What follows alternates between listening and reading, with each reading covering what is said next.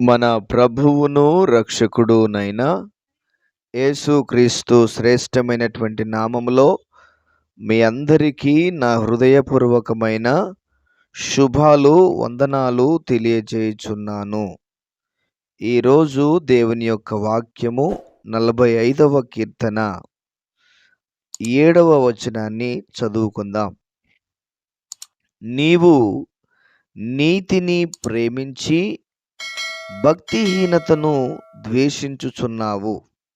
కావున దేవుడు నీ దేవుడే చెలికాండ్ర కంటే హెచ్చగునట్లుగా నిన్ను ఆనంద తైలముతో అభిషేకించి ఉన్నాడు.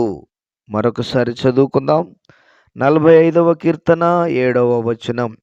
నీవు నీతిని ప్రేమించి భక్తిహీనతను ద్వేషించుచున్నావు.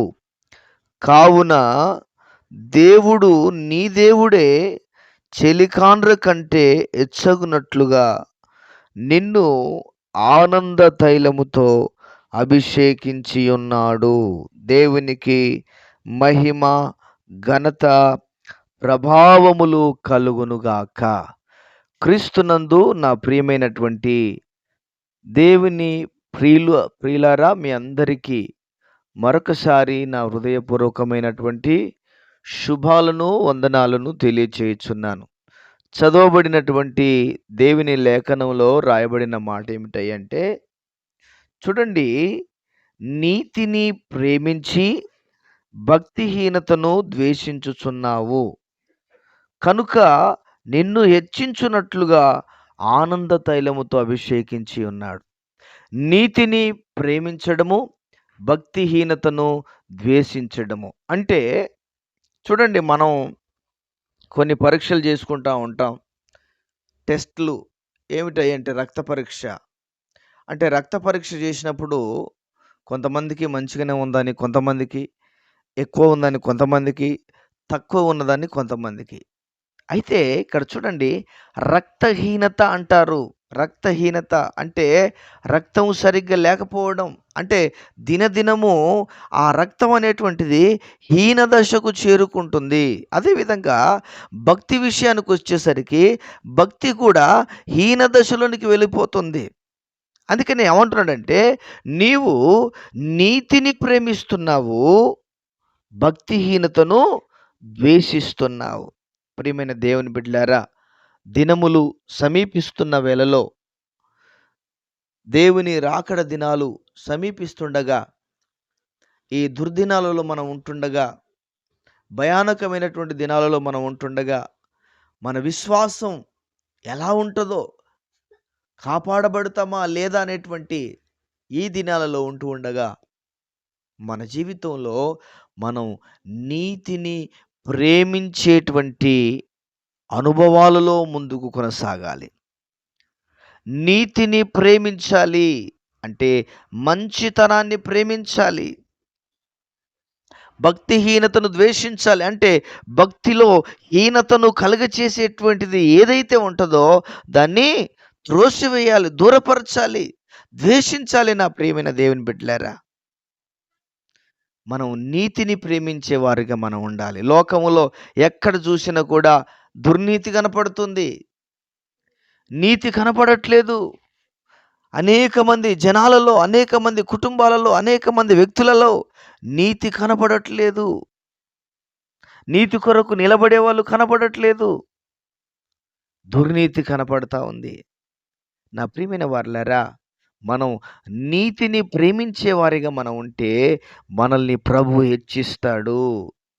హెచ్చించడానికి ఆయన మనల్ని ఆనంద తైలముతో అభిషేకించి ఉన్నాడు. Already హెచ్చించున్నట్లుగా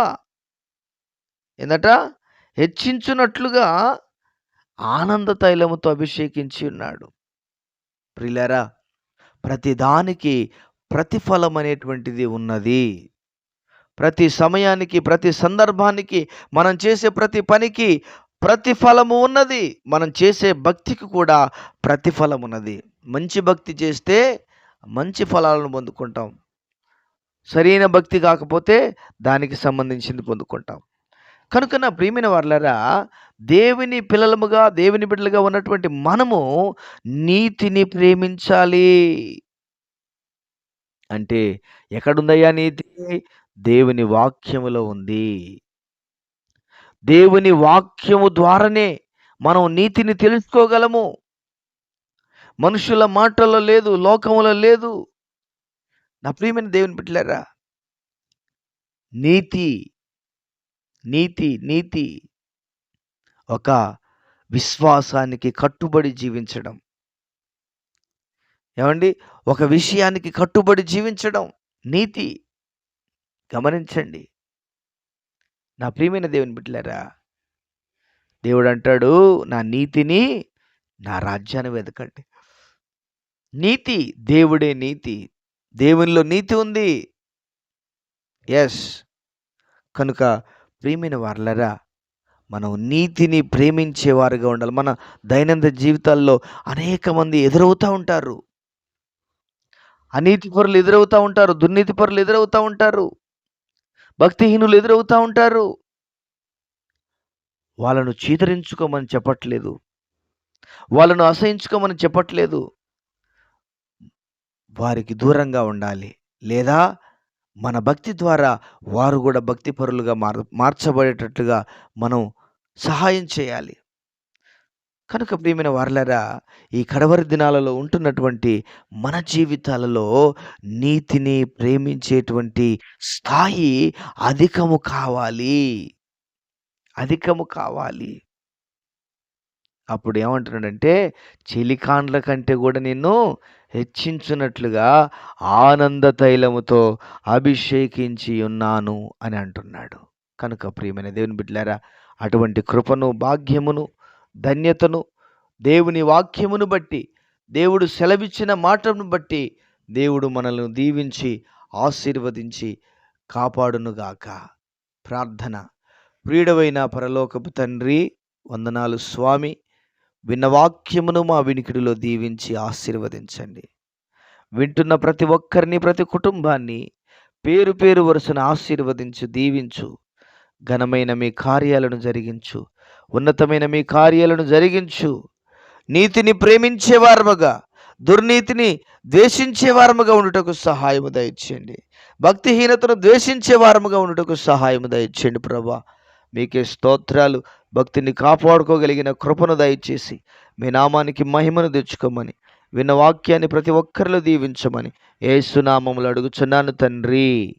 amen, amen. దేవుడు ప్రతి వారిని దీవించి ఆశీర్వదించి బలాభివృద్ధి కలుగ చేయునుగాక. Amen, amen.